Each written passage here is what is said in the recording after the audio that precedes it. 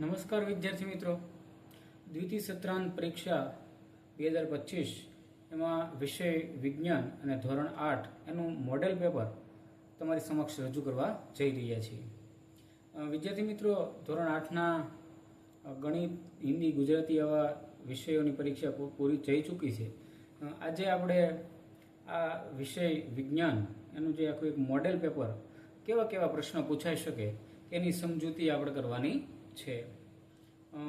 જોઈએ આપણે આ 80 માર્કનું 3 કલાકની અંદર પૂછાતું એમાં સૌથી પહેલા પ્રશ્ન એ છે કે નીચેના પ્રશ્નોના માંગ્યા મુજબ જવાબ આપો.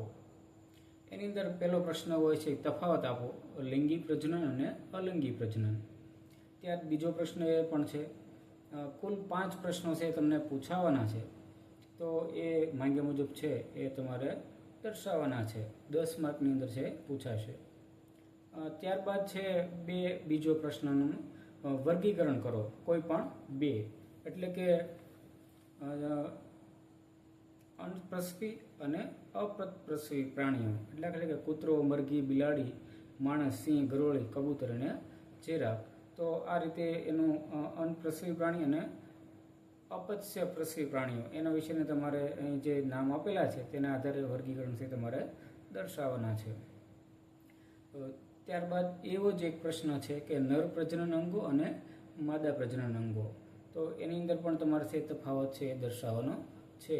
તો આ રીતે એ 8 માર્કની અંદર 4 માર્ક 4-4ના 2 પ્રશ્નો રીતે પૂછાય છે. ત્યારબાદ વિદ્યાર્થી મિત્રો, પ્રશ્ન નંબર 3ની અંદર આવે છે કે વૈજ્ઞાનિક કારણ આપો કોઈ પણ 4. તમારે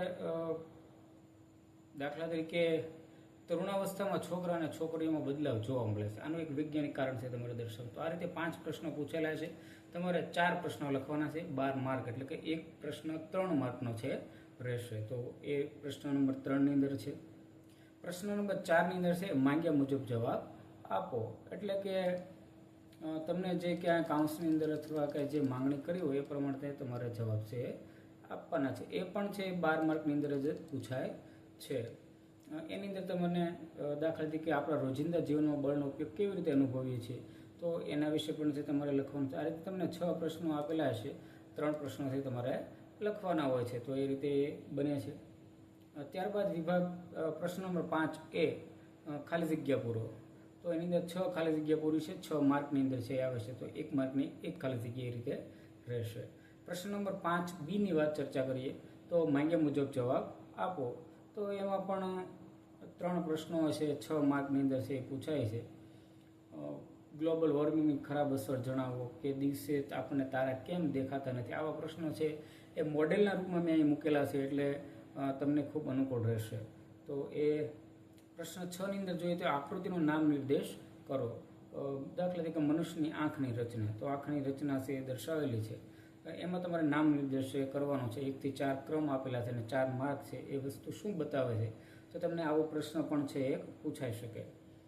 ત્યારબાદ વિદ્યાર્થી મિત્રો, પ્રશ્ન નંબર 7 છે કે માંગ્યા મુજબ જવાબ આપો. એમાં દાખલા ગણવાનો છે 4 માર્કની અંદર. દાખલા તરીકે 2 સમતલ અરીસા વચ્ચે 90 અંશનો ખૂણો હોય તો તેની વચ્ચે મૂકેલી વસ્તુના કેટલા પ્રતિબિંબ મળે. આવા તમને વિજ્ઞાનની અંદર પણ 2 પ્રશ્નો છે પૂછાશે, 4 માર્કની અંદર છે. પ્રશ્ન નંબર 8ની અંદર ચર્ચા કરીએ તો નીચે આપેલા પ્રશ્નોના જવાબો વિસ્તૃત જવાબ આપો. એની અંદર પણ તમને 2 પ્રશ્નો પૂછેલા છે, એના જવાબ છે તમારે દર્શાવવાના છે. ત્યારબાદ 9મો પ્રશ્ન છે કે માંગ્યા મુજબ જવાબ આપો, એટલે કે એ તમારી આસપાસ મળતી જરૂરી ચીજ વસ્તુઓનો ઉપયોગ કરી કેલિડોસ્કોપ બનાવવા માટે તમે કેવી પ્રવૃત્તિ કરશો તેના વિશે વર્ણન કરો, એવો એક પ્રશ્ન પૂછાય છે. આ જ રીતનો એક 10મો પ્રશ્ન પણ છે એ પૂછાતો હોય છે. એની અંદર પણ આ જ રીતની ઘટના છે દર્શાવેલી છે કે મુદ્દાસર જવાબ આપો. એની અંદર પણ છે એ કે પાણીનું પ્રદૂષણને બગાડ કેવી રીતે ઘટાડી શકાય, અને વીજળી પડે ત્યારે શા માટે ઘટાદાર વૃક્ષ નીચે ઊભા રહેવું જોઈએ. તો આવા ઘટાદાર બદલે નીચા વૃક્ષ નીચે શા માટે આવા અનેક પ્રશ્નો છે તમને પૂછાતા હોય છે. તો આ રીતે આખું એક મોડેલના રૂપમાં વિદ્યાર્થી મિત્રો તમારી સમક્ષ પ્રશ્ન પેપર મૂકેલું છે. હું માનું છું કે તમને ખરેખર આ મજા આવી છે અને તમારા પેપરની અંદર તમે સારી રીતે લખી શકો એ માટેનું એક નમૂનાનું પ્રશ્ન પેપર છે તમારી સમક્ષ અગાઉ પણ આપણે મૂકી ચૂક્યા છીએ ને આજે પણ મૂકું છું. જો તમને વિડીયો સારો લાગે તો અને તો જ તમે બીજા વિદ્યાર્થીઓ સુધી પહોંચાડજો અને આવા જ વિડીયો જોવા માટે તમે મારી સાથે જોડાયેલા રહો.